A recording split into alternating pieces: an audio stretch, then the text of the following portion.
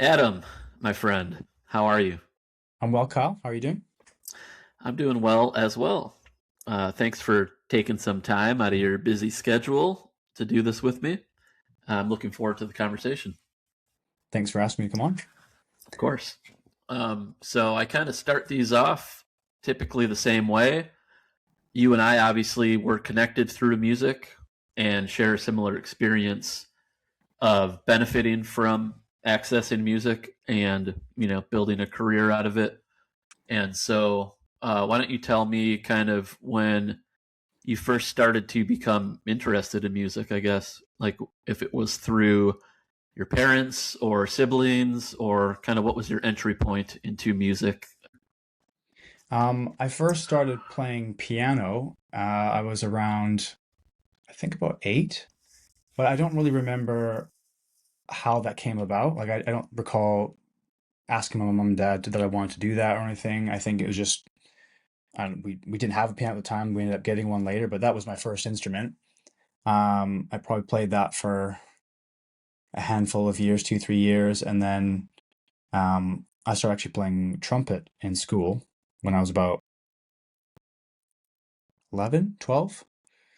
And then probably around 12 is when I started playing guitar, and that's what kind of really got me interested. Like, I was obviously enjoying playing piano and stuff, but it wasn't like exciting, let's say. Like, it was more, okay, do your practicing and you have to learn this stuff. It wasn't like I wasn't pursuing it, let's say. Right, it wasn't a passion necessarily at that point. Yeah. Yeah. It was something that I did, but not something that I was like genuinely super excited about.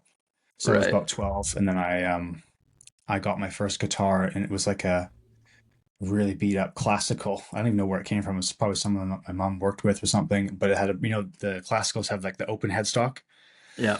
and it was broken. So my grandpa was super handy, and he like fixed some sort of metal plate on the back and fixed it. So that was just some beater that I was playing around with. And because I had a bit of, foundation playing piano and stuff, I had a little bit of an ear at the time. So Right. I was able to kind of like start to figure out what's going on there. Yeah, translate over from piano to Mm. guitar. And I guess you said that was around 12 years old, so that Yeah. seems kind of like the something that I'm recognizing with each guest, that moment where you start to form your own musical identity, from like Mhm. 12 to 14 years old, roughly. It Mhm. seems like a Mhm. common theme. And so once you got the guitar going, what were you listening to at that point? Did you like, what were you tapping into as far as a consumer of music? Well, my in the house, like my parents kind of were country music, a little bit of like kind of 80s pop and rock, like Billy Joel, Elton John, the Eagles, that kind of stuff. But again, I don't know if anyone at that age, when you think what your parents listened to was cool, but that's just what was kind of I was exposed to at that time. Um, and then I think we still have a family cabin that we went to in the summers, and it was quite a long drive to get there. So it was like a 4 or 5 hour drive. And at that time, I had like a Discman, Right. so I listened to a lot of music at that time on the way up and down. And I think I had got it through. Do you remember like CD clubs? Did you ever do that with Columbia Oh House yeah. or the equivalent sort of thing? So I would just they had those weird deals where it was like 10 CDs for $1 or whatever the scheme was. Right. And I was like, if I recognize a band's name or like, oh, I think I've heard that song on the radio or something, I would grab that. So I grabbed a bunch of stuff, and the ones that kind of grabbed me first was like Dookie, Green Day Dookie was kind of one of the Okay. first things that kind of like, whoa, what's this? This is interesting. This is like super catchy, but it's rock and roll, and it's like I've never heard this before. So that was, and then around that time as well was like getting into Blink and kind of just that, I guess, that marriage of like catchiness but still liking the guitar sound or the production was maybe new to me at the time, or just it just grabbed me. So that was kind of the first thing that got me into like, oh, okay, there's something here other than just whatever my parents have on.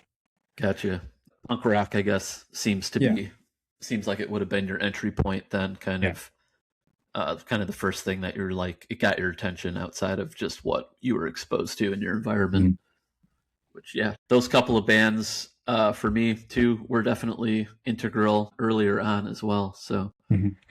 and so did you then try to start replicating that on guitar? Like, did you start a punk rock band? Like, where did it go from there as far as a creator? Well, I would have had a couple of friends at that time, so this would be like, grade 7, so 12-ish. Couple of friends, you have your friends that you all listen to the same kind of thing at school, whatever. So we were all into Blank and discovering that sort of stuff, and like Good Charlotte or Newfound Glory, any of that stuff. Just kind of you start expanding your little musical sphere of what's out there, right? Right. Um, so I remember like grade 7, you'd have like a school graduation or like a talent show, kind of whatever. That was like my first kind of foray of playing guitar in front of people, and it was obviously terrible because there was no drums, and it was just like terrible. But that was the first time where, okay, we're going to pick out how to do this, and like that was the early days of tabs and all that sort of stuff, right? So it was Right. partially like learning a bit by ear, and like, okay, what was that website, like guitartab.com or whatever it was, one of Yeah, those. yeah. You just kind of figure it out. Yeah, and then kind of gradually from there, you start, you go to, that was just before high school. So then you get into high school, and I'm still interested in those things. Then you meet some more people, and okay, what are you listening to? And you kind of start listening to slightly different things, or, um, I got exposed to like, I think one of the early bands that was kind of a bit of a crossover was like a Finch. You remember that band where it's Yeah, like yeah. a bit heavier, but still not too far out of the Warped Tour-esque world of pop punk and all that sort of stuff, right? Right. And then probably got exposed to like maybe Deftones or something. So you just kind of start gradually getting more color in the palette of what's around, and then yeah, eventually getting into more metal stuff at later times. Right. So kind of eased into it in a sense, Hmm. gradually over time, Yeah. which was kind of the opposite experience for me. For me, it was kind of Okay. just like my cousin showed me some cool shit that I'd Yeah. never heard anything like before, and I was like, "Whoa, I want more of this." You know what I mean? It was Hmm. kind of like I was listening to like maybe like some alternative and grunge, and that was kind of as extreme as it went. And then he's like, "What about Pantera or the Oh, sick. Misfits?" Or you know what I mean? And I'm just like, I didn't even know that stuff existed. So Hmm. once I got exposed to that, then I kind of just like I guess opened up to everything else. You know what I mean? Which fluctuated in such a diverse range of shit that I was listening to all at the same time. How old But were you when you kind of first started getting exposed to that sort of thing? I mean, I was interested in bands like Nirvana and Pearl Jam, Stone Temple Pilots, REM. Um, Probably around 12 or 13, kind of through MTV. Hmm. MTV kind of exposed me to a lot at that point. But still, a lot of the stuff I had access to was also through my parents because they were interested in good music, which I at least I acknowledged that up until a certain age. You know what I mean? Like I wasn't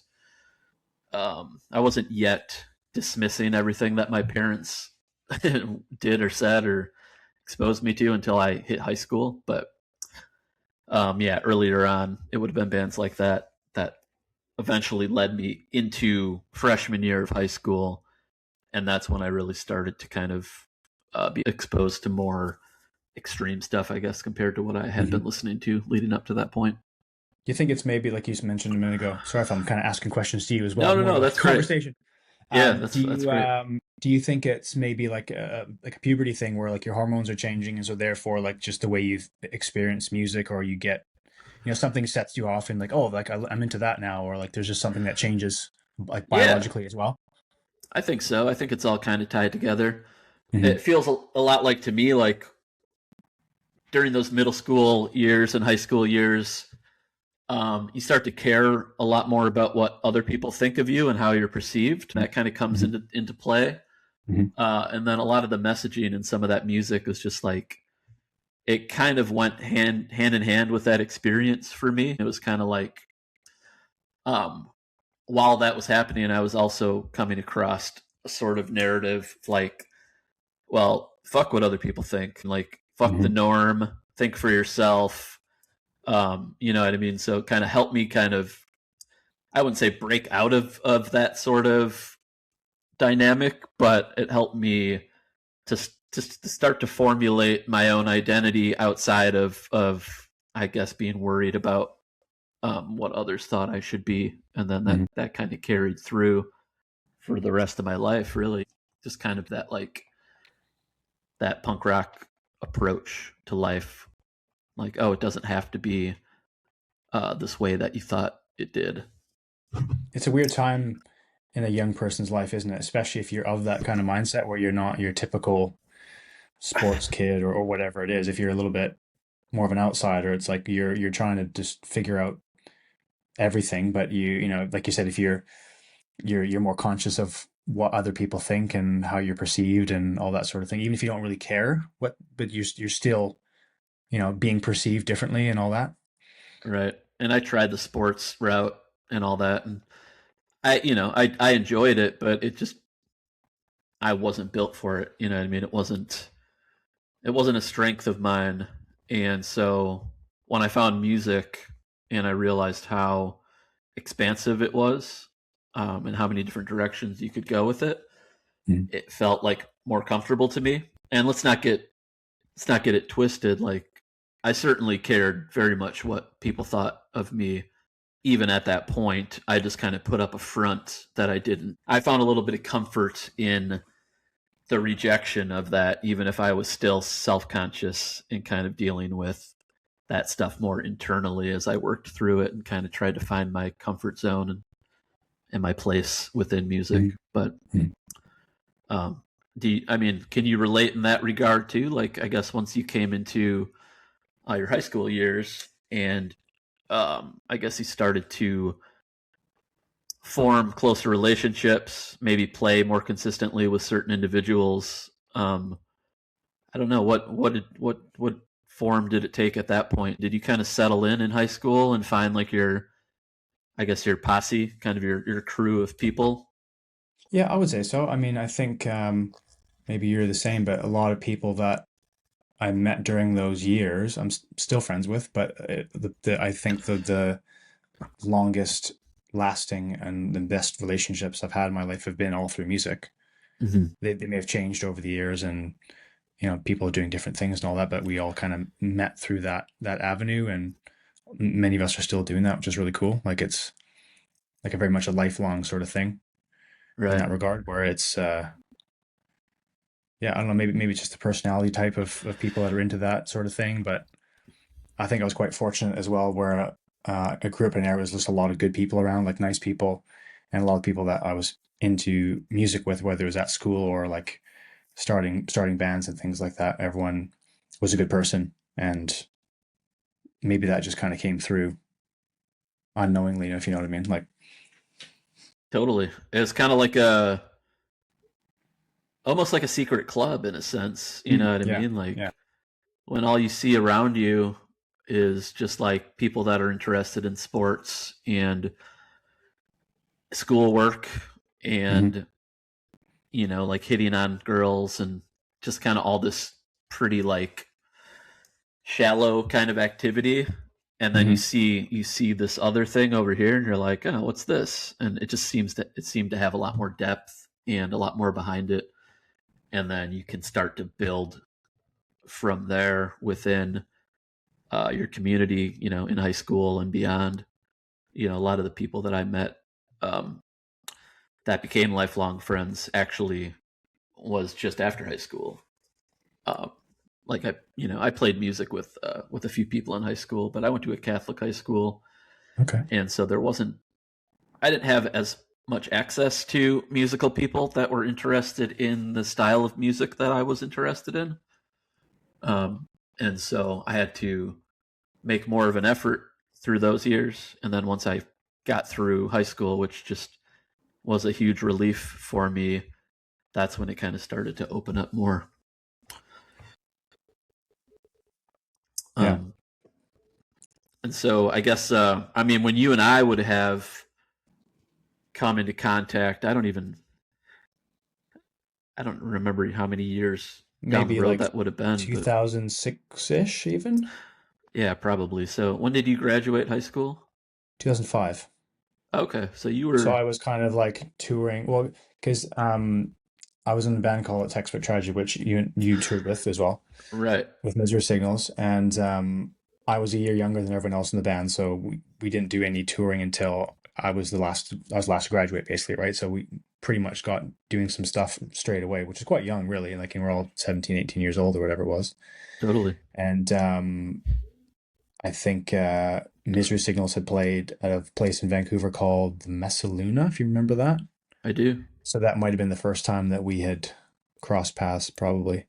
Yeah, that would make sense. And so were you playing with the Textbook Tragedy while still in high school? Is that where you met like Bill and Kai and all Yeah, those exactly. guys? So it would have been like, well, I knew them since elementary school. So like, Oh, okay. I actually met Bill when I was 7 or 6, I think. Like we knew each other basically. We weren't like friends until maybe a little later, when we were a bit older, but we knew of each other, went to the same schools and stuff from a young age. And same with Kai as well. Yeah. And then, so we kind of started the early formations of Textbook, and like, when I was probably 14, something like that. So it was Okay. kind of, it was going on whilst we're all in school together, then kind of matured as we graduated and whatnot. Right. Once you got a little freedom Yeah. school, you could kind Yeah. of start to tour around and stuff. Which is pretty crazy when you think about it, really. Like, I It can't is imagine crazy just a looking 17-year-old back. kid just hopping in a van and, okay, see you later. Yeah. Drive No, I across the know. country. It's pretty Yeah, crazy. I've been thinking about that a lot. Just like I was a little bit older when I started to tour, probably early 20s, but Yeah. Which is still even young, then, really. like, yeah, like you're just kind of like most people just they go to college and they kind of have a focus that is more stationary and stable. Hmm. But at that point in time, I tried college for a minute. It's like, nope, I don't want to do more Yeah. school. Yeah. And I knew pretty immediately what I wanted to do, and just kind of put my focus there. And yeah, it is kind of wild to think about just hopping in a van and traveling all over the country with basically no money. You know what I mean? Like, I mean, even if you took away the music part of it, it's pretty reckless for a bunch of like 16, 17, 18-year-old kids just getting in a vehicle together and just driving all around the country with no oversight, really. yeah, yeah, a lot can go wrong in that Yeah. situation. As Yeah. we learned in different varieties of ways, right? Like Oh man, some countless. minor and some major. Like, I was 22 when Compromise was on tour with my band at the time, Seven Angels, Seven Plagues, Hmm.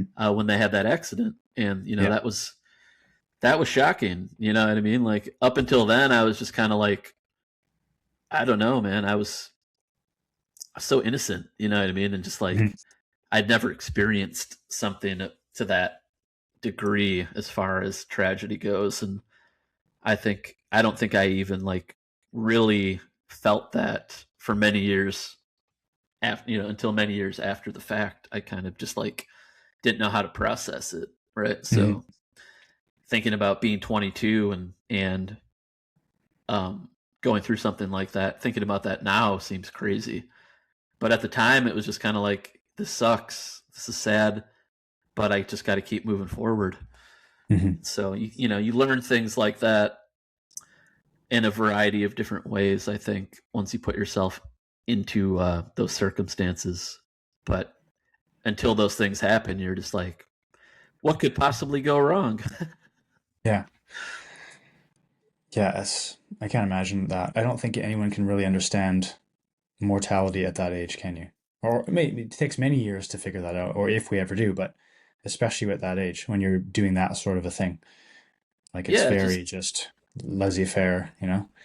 I think it depends on the individual, right? And at Hmm. that point, up to that point in my life, I had it pretty easy. I had a pretty healthy upbringing and a lot of support with my family, and I didn't know that kind of experience really existed outside of, like, I lost my grandfather the year before, and that sucked. You know what I mean? Like I had been living with my grandparents, and so Hmm. that was a challenging experience. But that's something that you expect to happen, right? Once people start to get older and age, I think it's a little easier to wrap your head around.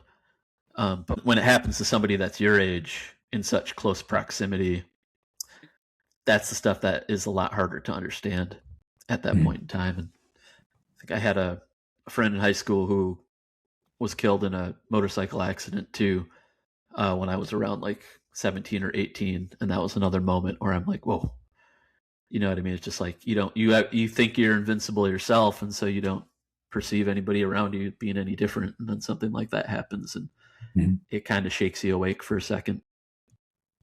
Yeah, I mean, it's very, very similar actually. Like, sounds like we had kind of similar upbringings too, like a lot of support and a lot of good people around, good family and stuff. I remember actually we were having like a like would have been maybe even younger than 16, 15, 16. But we're at like early textbook or the early days of that. And coming, my mom picked me up because I couldn't drive at that point, picking me up from Kai's house and pulling the car over and telling me that my grandpa passed away. And I think that was the first time where like I'd experienced that. It's just like you said, it's, you know, if it's a grandparent or somebody elderly, it's a little easier to comprehend. But and when it's your first experience with somebody dying, it's like, whoa, that's heavy, you know? Right. Definitely is.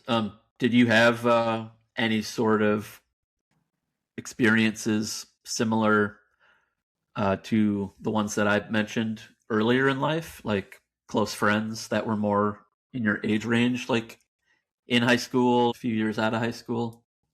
I don't think so. I mean, there might have been like a student at the school or something, but no one that I actually properly knew or was a friend with. But Gotcha.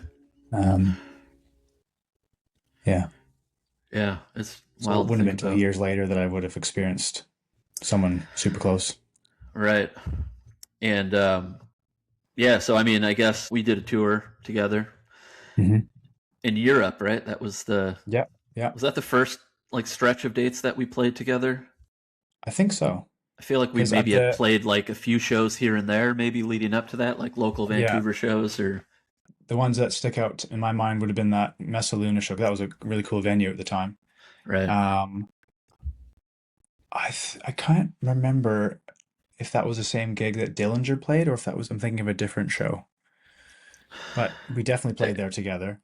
And then I also remember doing Yesterday Was Everything in Edmonton. mm, I think that was right. '06. I probably saw the lanyard for it some way in some drawer somewhere. Yeah, totally. Some flyer. But yeah, I remember that was a pretty cool special thing to do because like you guys were so influential on us and it was just a cool thing to do. Right.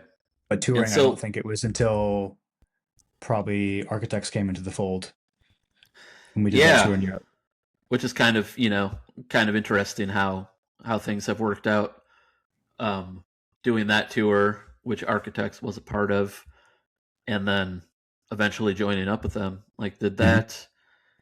did that happen while you were still in textbook, or had textbook kind of disbanded before you got the gig with Architects? Um, Textbook split in I think 2010. I did do a fill-in show with Architects. I think it was, I think it would have been before Textbook split, but I'm not 100% sure that crossed over. But Textbook split in about 2010, and Okay, then I kind of started playing more regularly with Architects from 2012. So it was a couple of years in between where I wasn't doing a whole lot of music. gotcha. And how did that come to be?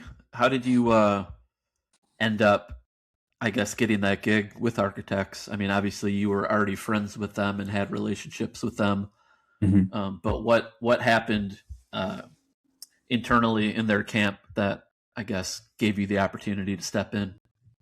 I think this would have been like spring-ish of 2012.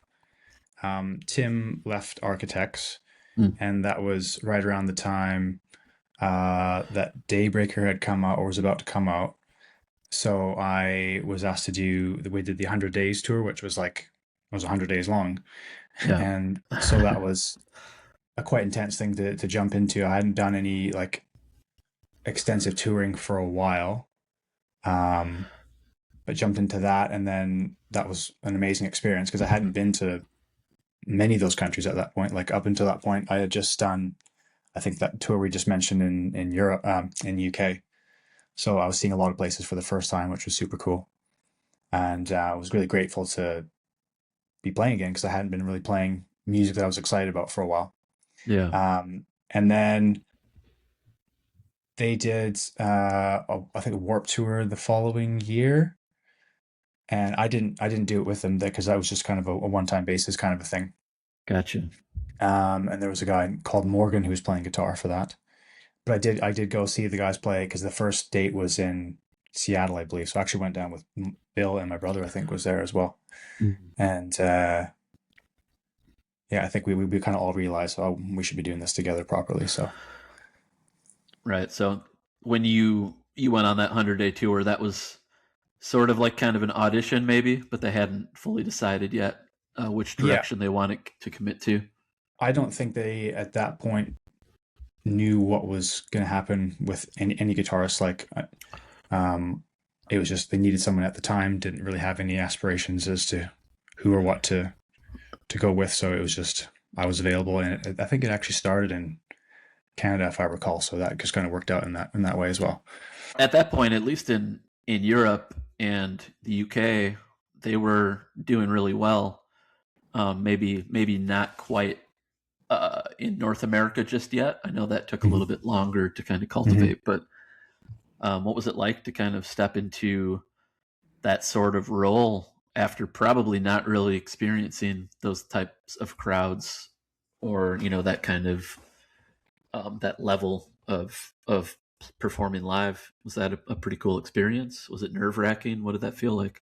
It was a little bit nerve wracking. I mean, as well when it's a band that you really respect and are a fan of as well, as opposed to just joining some band, right? Right. Um, but it was an honor. It was awesome. Like it was a really cool experience, and it was exciting to just be doing that again because I hadn't been doing that sort of music for a couple of years. Because basically, when Textbook split, I was just kind of working a job at home in my hometown and did like some kind of little pop gigs, kind of just fill in stuff. It was nothing serious. So to be playing like in a proper band again and doing legit music was really cool. Yeah. Yeah, I bet. With some great guys. I Yeah, mean, I yeah, of course, like the best. we spent a good amount of time on the road with those guys even prior to that point in time. I guess prior Yeah. to your joining them. Um, and so yeah, I can speak firsthand on the level of individuals that you teamed up with. hmm It was just quite a novel experience too. Like just being in a British band all of a sudden, like it was quite cool, right? Like it's outside of the ordinary for someone from North America. Right, just an unexpected experience all of a sudden that you were hmm thrust into. hmm Probably a pretty cool moment in time.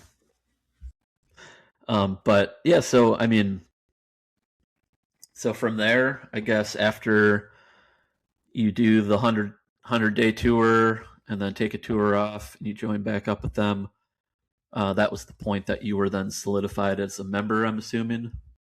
And It then, was, I think, well, I did some touring as well in 2014 because then in the interim, Lost Forever, Lost Together had come out. So I had started touring again with them for that cycle. But it wasn't until I think 2015 where I was actually asked if I wanted to join, or we were in the Philippines, oddly enough, and for whatever reason, in the same venue the day before Newfound Glory was playing. So it's kind of weird to like see a band that I really enjoyed it as a younger guy, and then the next day we're playing a gig there in the Philippines. It was really weird. right, So it was like a kind of a year and a half, probably delay where it was like an official sort of a thing. I got you. It was very informal. Yeah, as a lot It's like, of you want to join times, then, or yeah, a lot of times that's the case. You know what I mean? It's like sometimes there's not even an official invite. It just turns into an official thing over yeah, time, right? yeah. I think we had that experience when Carl joined Misery Signals. Um, he just kind of came down from Regina and started jamming with us, and there was never really any formal invite. We just kind of kept moving forward, and eventually recorded Mirrors, And so I think that probably was like the moment where it's like, all right, I mean, this guy's going to put his voice Mhm. on something of ours that's going to be released. So I guess this is, this makes it more official. Yeah. I think we did like some lamb goat post or something at some point, but Yeah, I think I guess, it's similar. Like when right. that But, if that ever meant anything, but it meant something, you know. right. That was kind of like the confirmation, but Yeah. it came quite a few months after he had already been down living in the States and working with us. Right. And so, yeah, I know what that's like for sure. And yeah, so I guess moving through some of those years would have been a lot of cool firsts, a lot of cool experiences, um, and would eventually lead to, obviously the unfortunate loss of our mutual friend and your Mhm. bandmate Tom at the Mhm. time. I don't know how deep you want to get into that, but feel free if you want to talk about what that was like. I mean, I can't imagine, somebody that I knew as well, but I wasn't around consistently for some time by that point. Whereas you were obviously very close and playing music Mhm. together, and I could feel the intensity of that reverberate through the scene and through our friend group, and even far beyond that. Do you want to say some words about that experience?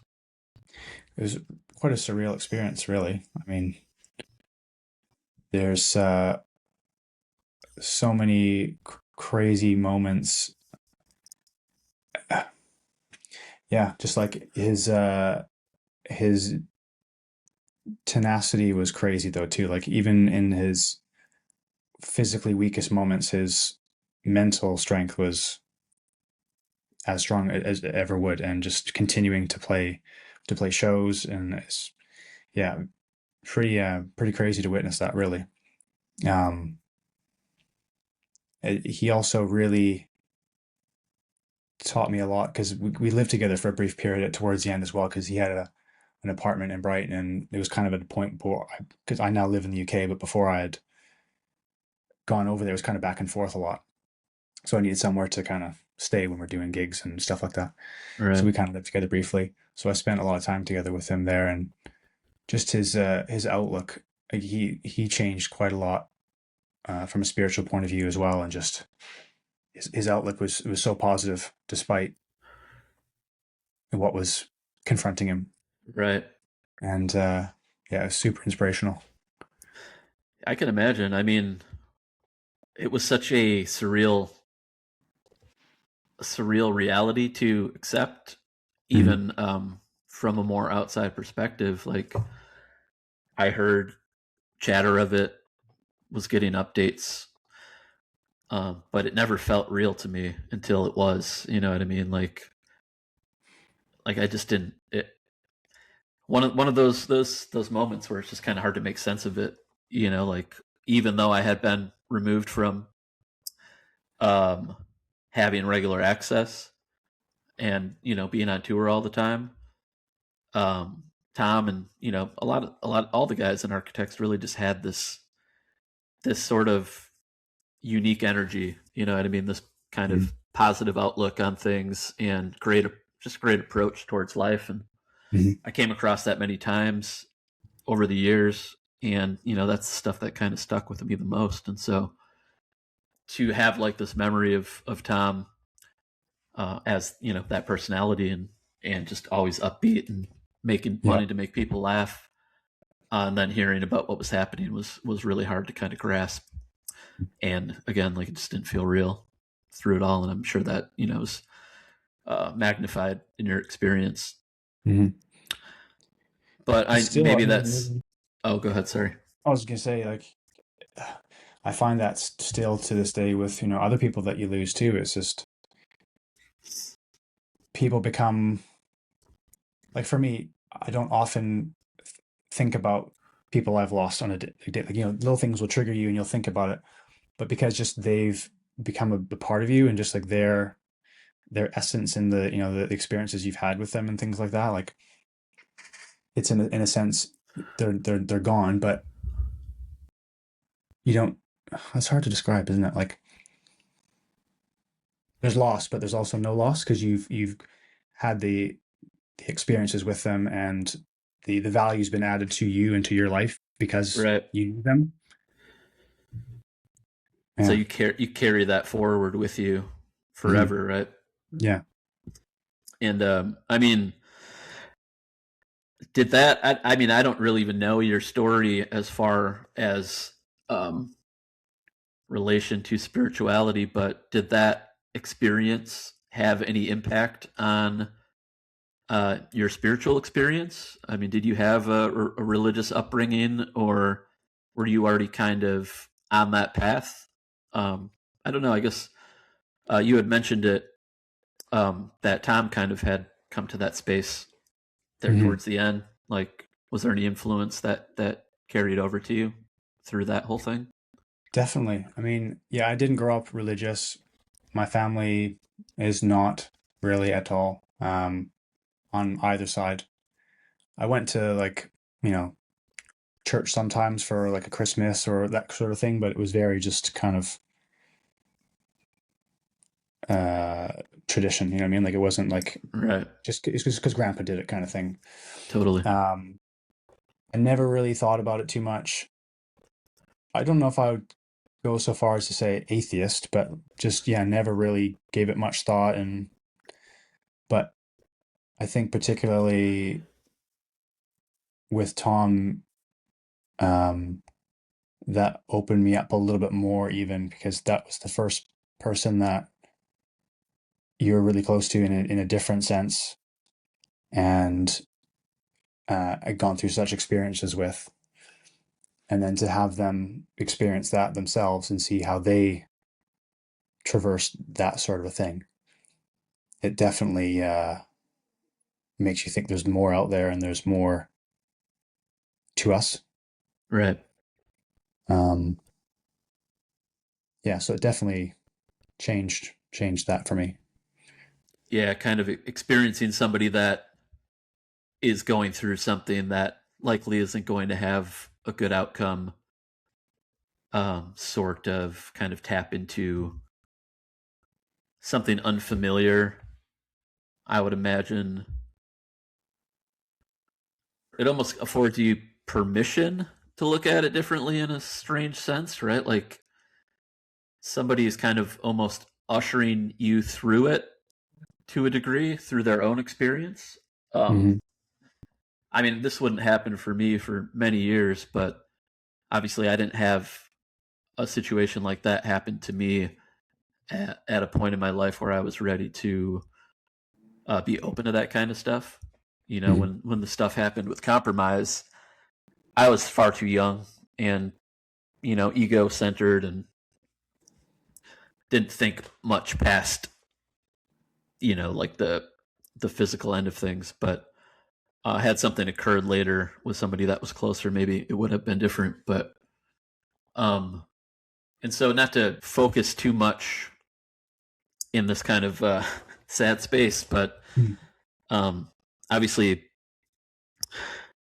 a handful of years later, we would lose another mutual friend in Bill Crook, Hmm. your former bandmate. And I guess I'm kind of curious, um,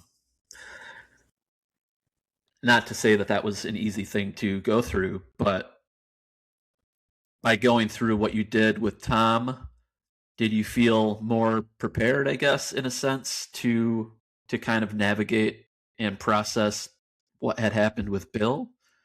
Just from kind of maybe getting a bit of a perspective change around Tom's passing. Yeah, I would say so. I'd lost people in the interim as well, like family members and things over the years. Um, but yeah, I think it's never easy. It doesn't really matter your view on it, but I think Right. it maybe changes how you accept it. Um, that it's a sad thing, but it's also okay, and it's something that happens to everybody at some stage. Maybe not in the situation or the circumstances that you want, but um, yeah, that was definitely a hard one. I got the news as well the day we were going to start tracking the newest album as well. Mm. So that was like, okay, you've already got all that on your mind. It's a, it's a big deal. All the preparation for that, and then something like that falls in your lap, and that was pretty surreal. I can And like you imagine. said too, and like and when you know you can, when you're losing somebody in your 20s or something, it's you can't doesn't make any sense, but it's not really any easier when you're older. I think you just yeah, just your perspective on it's a bit different. Right. And you I guess if you reach that point where you start to make a little more sense of it, even if it doesn't seem to make any sense at all, you can find a little resolve in knowing that maybe this isn't it. You know what I mean? Like something that once felt so final, um, you start to accept that maybe it's not.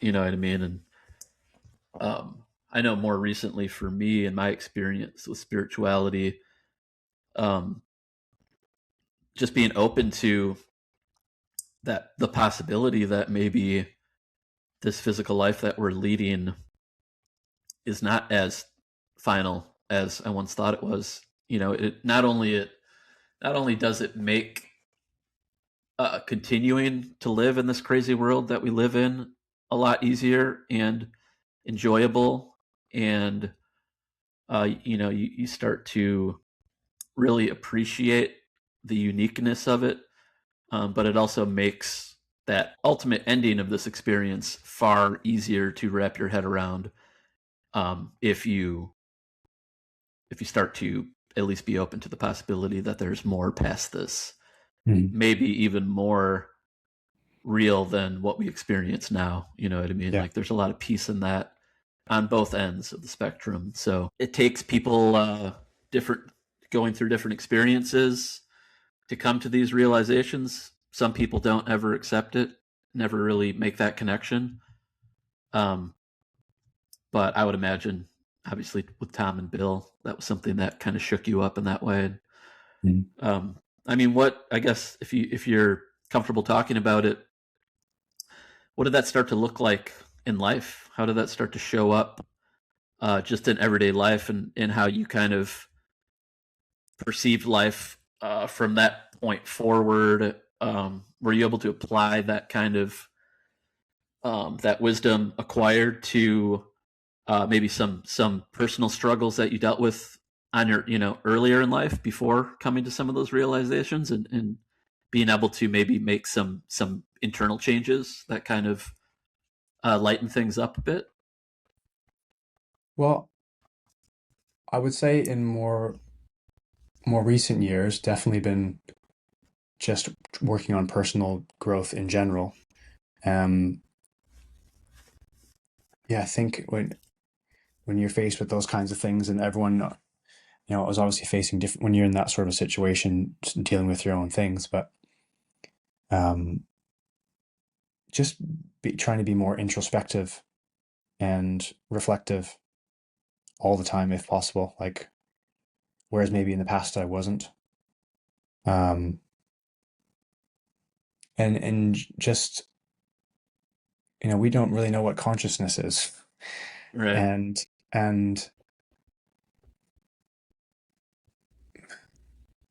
yeah, so I've been just interested in reading about those things, and I know you've been reading a lot of different things as well, and you just even there's people that are uh, you know trained medical professionals that have had their mind changed completely based on a near death experience, for example, and things like that. Like, no, I've not experienced that, but how can someone like that's super material based, reductionist, methodical, medical based, and then have an experience that completely makes them change their view on maybe a profession they've had for decades. Right. Um, I know it doesn't really answer your question, but No, it does. It's still it's hanging like in the realm. You know what I mean? it's being exposed to some of that material and that wouldn't have been something I would have looked at probably 7 years ago or something like that. Like it's, Right. yeah. So maybe not even directly impacted by the loss that you experienced. Maybe those losses were just kind of nudges to a future point, right? Of starting Hmm. to kind of, Like what's uh, next? yeah, you come into a certain age, like you said, reflection and introspect are great words to describe what the experience can become if you're ready for it to, right? Hmm. Hmm. And I think a lot of times that seems to happen around this 35 to 45 years old, like this midpoint in Hmm. life where you're living a certain way and things just aren't working like they used to, and Hmm. you're kind of forced to start, I guess, accepting that maybe what you thought was concrete and solid, the ground that you're standing on maybe isn't as solid as you thought it was. Hmm. And it's almost by necessity you have to start looking in other directions and entertaining different possibilities. And you're right. I've come across so many examples of people that come from careers in academia through medicine. I'm reading a book right now called Many Lives, Many Masters. That's Uh, Brian Weiss, right? yes, I believe so. Yeah, And it's a great book. Good example. I mean, I just started it, so I'm not too deep into it yet. But already, you can just there are countless examples of that out there, and that's not even to mention. I would venture to say the millions of stories out there, or claims, or whatever you want to call them, of people that have had near death experiences, people that have had something that you just perceive as otherworldly, something that you would look at as pseudoscience, or just you brush it off most of your life, right? Because it doesn't fit into this carefully constructed narrative that you have identified with for so long. Hmm. And at least in my experience, and it sounds like yours too, like that's when shit really starts to open up and life becomes interesting, and a lot can change if you allow it to. You know what I mean? If you can learn to let go of some of that sort of structure, that programming, that conditioning, or whatever you want to Hmm. call it.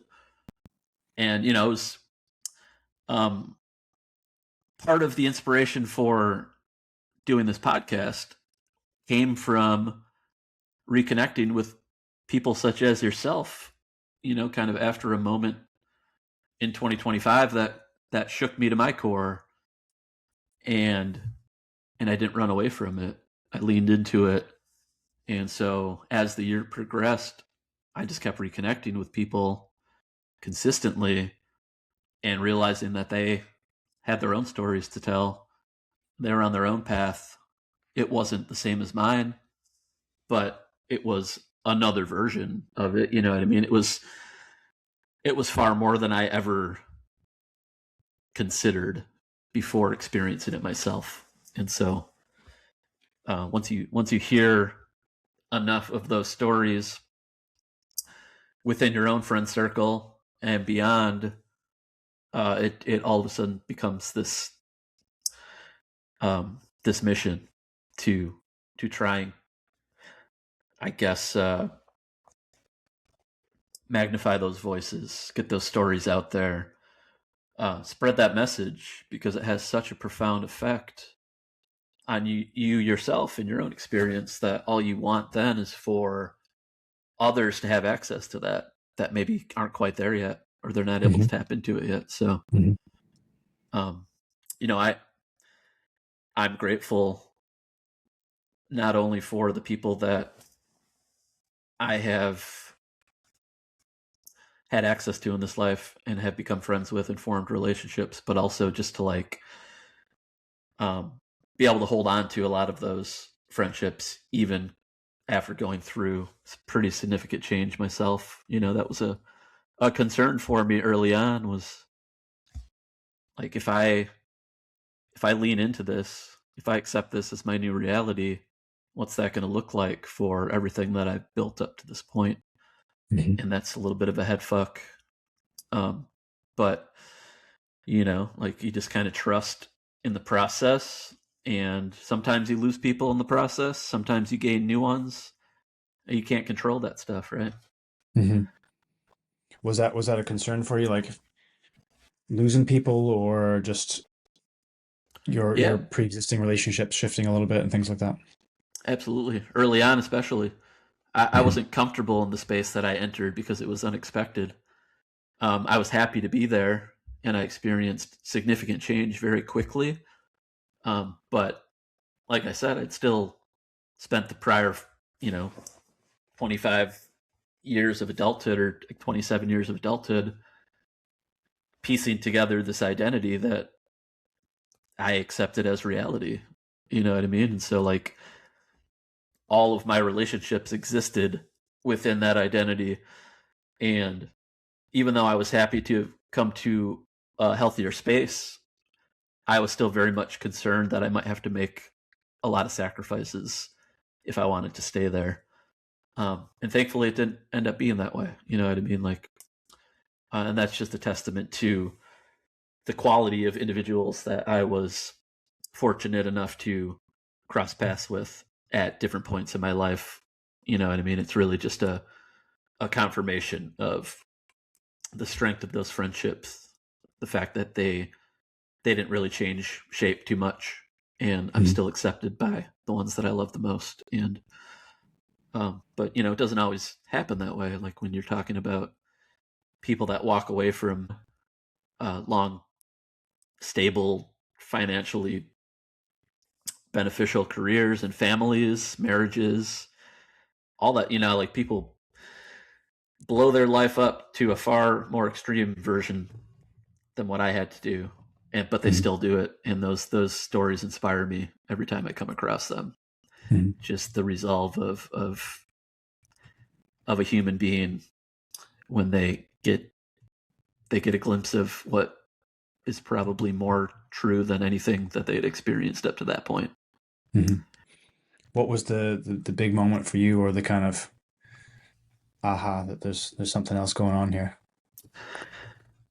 I mean, for me, like, and I finally have started opening up about this publicly a little bit more. But it was really just an acknowledgement of life off planet. You know what I mean? Like the concept that we live in an infinite universe with most likely billions of planets that can sustain life, and that life exists on those planets, and that there's a good chance that a lot of that life is more advanced than we are. And so being exposed to the possibility that we are in contact with some of these life forms, or um, that they've been watching us, that they've been here the whole time, any of it. You know what I mean? Like there are so many different theories out there. And um, that was kind of, something that it's not that I dismissed that up to that point, but I never looked any closer than just the very outskirts of it. And once I Mhm. Mhm. started to kind of peel back the curtain a little bit and realize that there was like a long history and this massive story underneath all of it, um, that kind of, I guess, led me in a million different directions. You know what I mean? Like you ask, or you come across that one thing that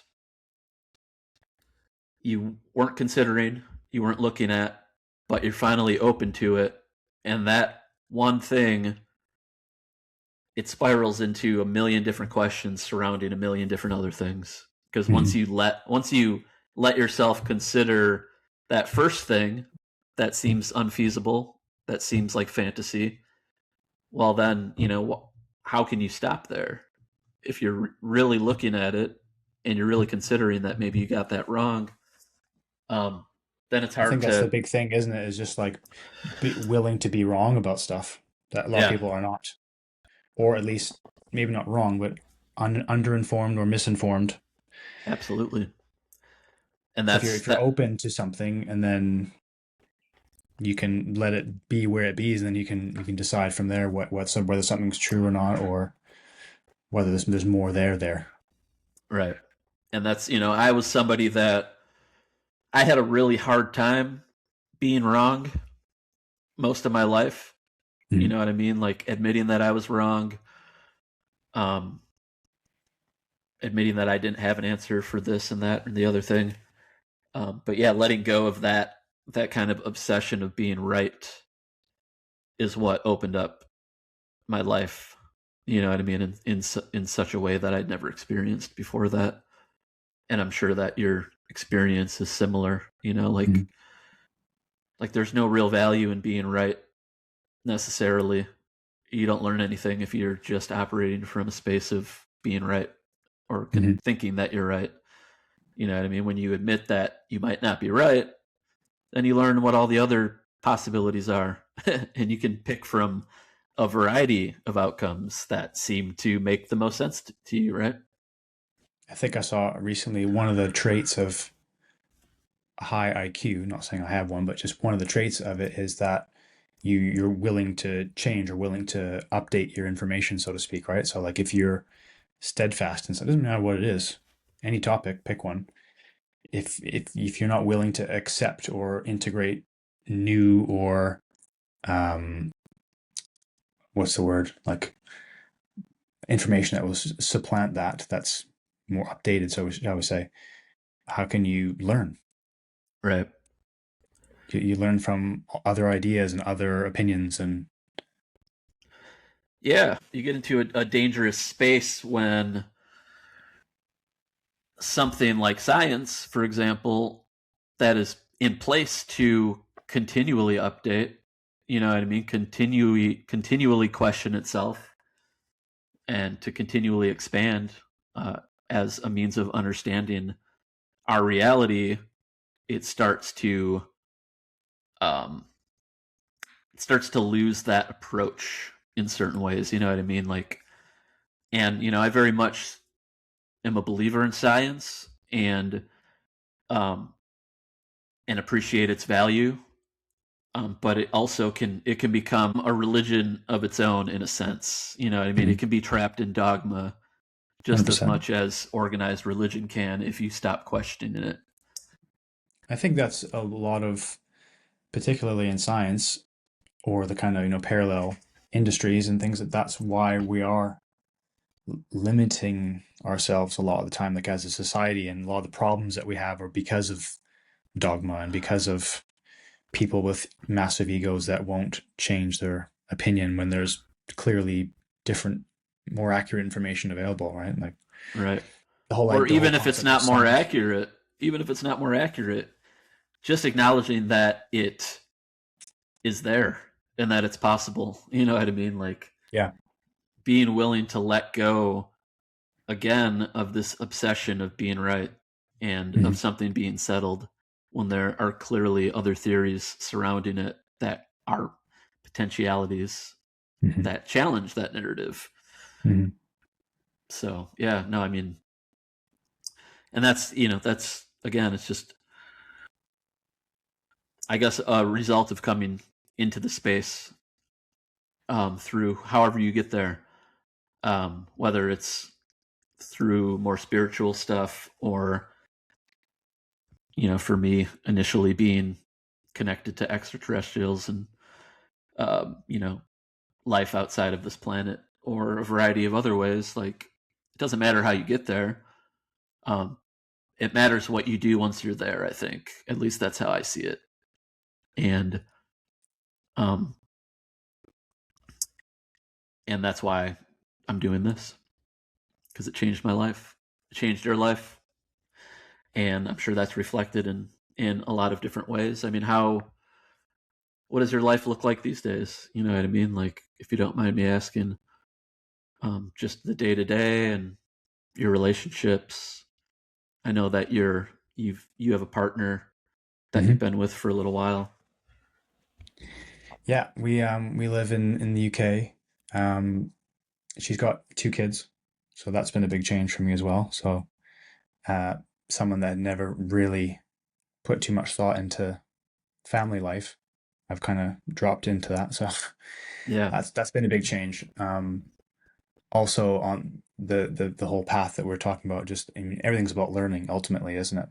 yeah. Like learning where you're wrong and learning what you the more you know, the more you don't know, or you Hmm. know what you don't know.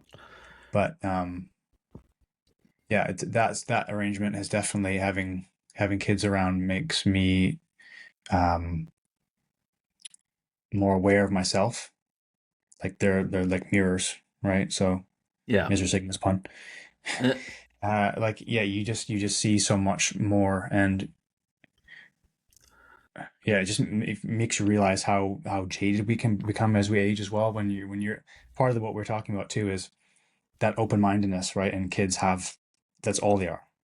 They yeah. don't have any dogma. They don't have any preconceived ideas or any judgments about things until they're taught that or shown that from Hmm. somebody else.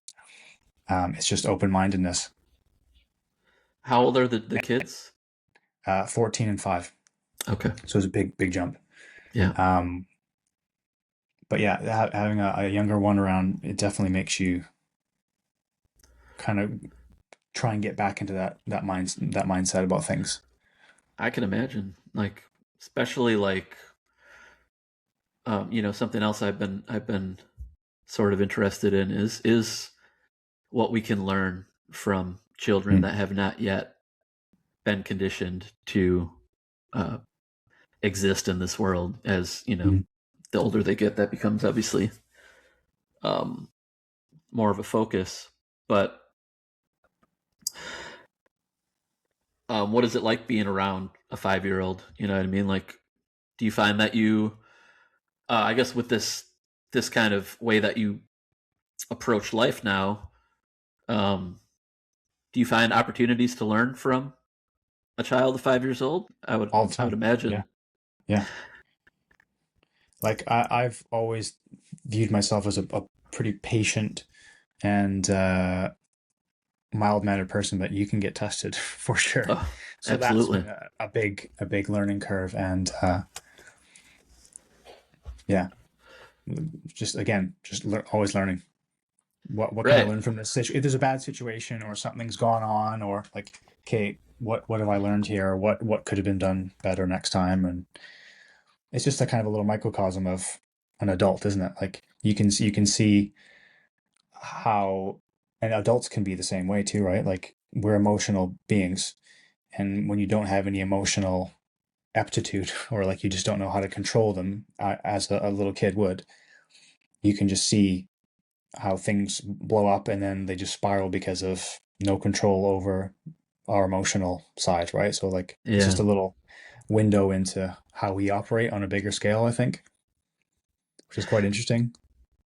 Like Totally. I've got lots of cousins and I've been around lots of kids and Dan's got kids and stuff, but like when you hang out with them for a couple hours is one thing. When you live with them is a different matter altogether. Yeah. Absolutely. I mean, Mhm. I would imagine it just helps you understand if you take the position that that we've come to as far as spirituality goes, and then you watch a child go from being born, essentially coming from that reality that we'll all return to at some point, and then as time goes on, they're being peeled away from that more and more, Mhm. and so there's going to be a response to that, whether they are aware of it, whether we're aware of it. There's something to that, you know what I mean? Like they're getting Yeah. further and further away from of a place of just true love Innocence. Yeah. and innocence. And so yeah, like even if it seems irrational to us, or it at one point it seemed irrational to me, I guess I would say. Some of the tantrums that I would experience with it would have to be other people's children because I don't have any of my own. Um, but now, kind of looking at it through a different lens, be like, man, that's got to be tough. And we all went through that, right? Like we Mm-hmm. all had our own experience of that. We're just too old to remember what that felt like.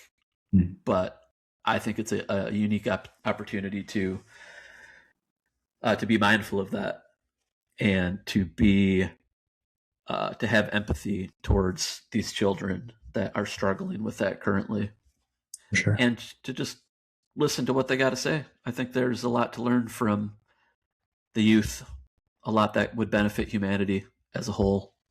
Mm-hmm. But it's just one of the many rabbit holes that I've been putting my attention on lately. It's funny too, like I said, like everything is reflected back to you, but like, okay, if there's kids will be kids, and that's fine. That's how it all is, right? We all did that. But then there are some, within a society, there's certain boundaries and rules, etc. But then if they don't get one of these rules or whatever, and then it kind of makes you go, why do we have that rule? Like Right. it's even when within ourselves, even though it's logical and makes sense, and there's got to be a good reason for it. It's also kind of like, well, who penned that idea, and like why do we do that? And it's just, it kind of brings you back to that lack of judgment, not lack of judgment, but lack of like, well, why do we do that? And why is that a thing? Right. Lack of being able to question something that Yeah, has yeah, been instilled, and maybe there's not really a good reason for it. yeah. I mean, like you mentioned earlier, like a lot of these things that we all do are conditions, aren't they? We're conditioned for certain things and certain behaviors and stuff. Right. But, removing some of that conditioning, for me at least, made me realize how unnecessary a lot of that stuff was Mm-hmm. and how little of a purpose it actually served in my life. And that's not to say that it was all useless, but a good percentage of it probably was unnecessary. Do you Or mean like maybe it, kind of? Do you kind of mean like kind of more the egoic sort of stuff, or just? yeah, I mean, you can look at any different period in your life. Like, go back to your 20s and try and remember what you felt was important in your 20s and how important it actually felt while you were there doing it. And then now, I'm 46, looking at most of the stuff that I felt was really important in my 20s. It seems like a joke now. You know what I mean? Yeah, But yeah. it represented a purpose at that point in time. And I don't think any of it was um, necessarily useless because it all led to a certain point, led to this certain point that I'm at now. Mm-hmm. So I'm able to look back on it now and find the lesson in it. But when you start to reflect on it, it really is kind of funny. Some of the stuff that I used to stress about and be concerned about at that point. I think it's probably just a trajectory of life, isn't it? Like those things will continue as you. It's like an exponential kind of thing. When you're 80, you'll look back at stuff when you're 60, and be like, well, that was dumb. Right. Yeah, totally. I guess it's a natural progression. Um, it's I guess the point that I'm making is that um, a lot of people don't reach that point of reflection, and so their 40-year-old self experiences the same version or a Yeah, different version of the same thing that they did earlier in life. You know what I mean? And you're so, still just repeating the same patterns and right, it thought might, thought patterns and all. Like you're not really any different, but you've aged, kind of thing for me. Like, yeah, that programming that had been instilled still it carries through and takes different forms, but you're never able to actually to kind of work your way out of it and see it for what it is and what it was, right? are you familiar with? I think it's called metacognition. I think it's called.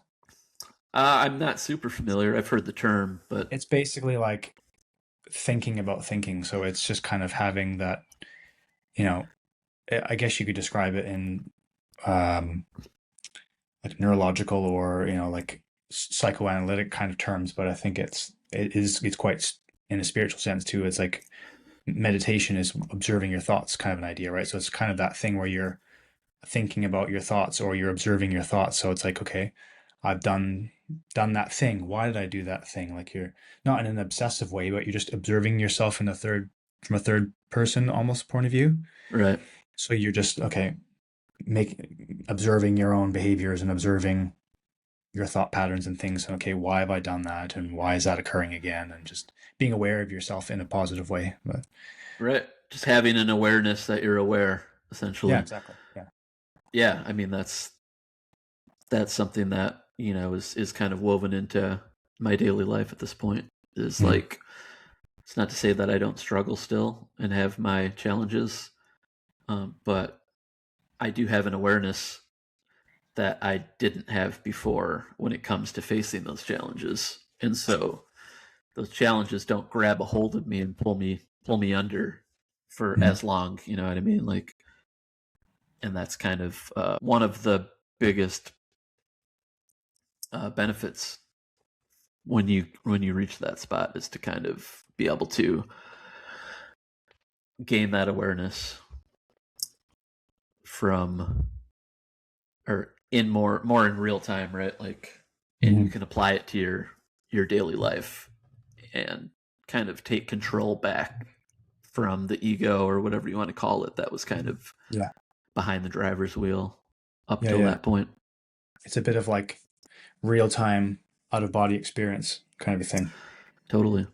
Where like I said earlier, you take a little kid or something that's having a meltdown when the it's purely an emotional physical response, right? Something's upset somebody, and the first thing is just to lose your shit, and then that's all emotional and physical. Whereas if you can just, okay, I've noticed that I've had a reaction, or I've noticed this makes me feel this way.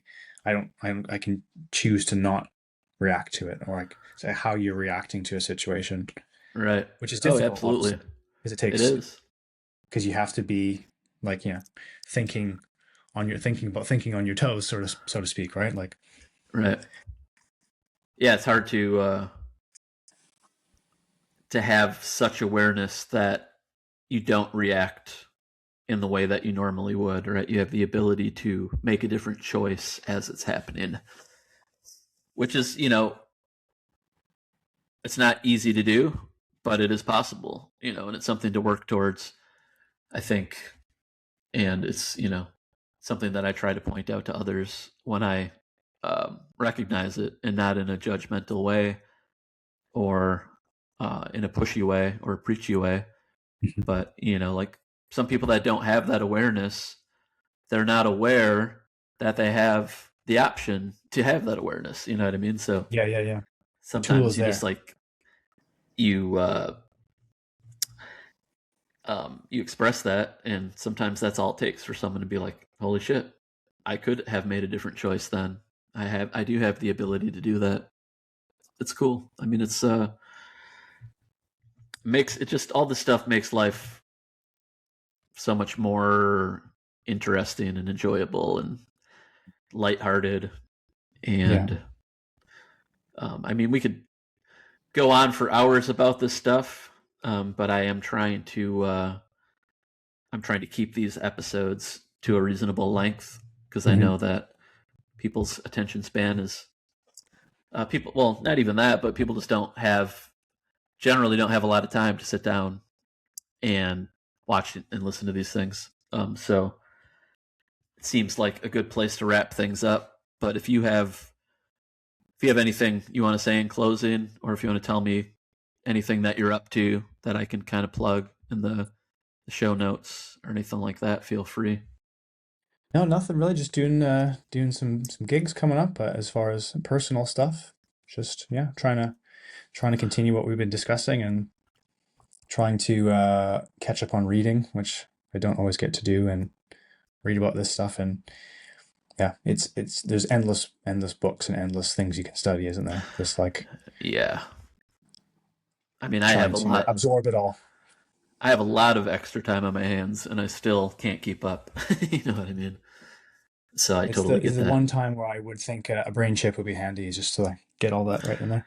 Right. Just so you have access to it when you need it. Yeah, For sure. download all the Dow books and all that stuff. Yeah, exactly. It'd be so much easier. Yeah. Well, shit. Well, thank you.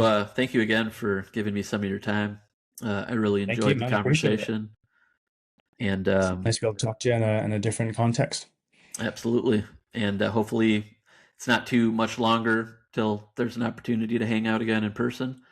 I'll Yeah, keep an let's do eye that for out sure. out for your tour dates, and let me know if you're in the Florida area. I will do. All right, brother. Nice Well, one, great man. talking to you. You too. All right, take care.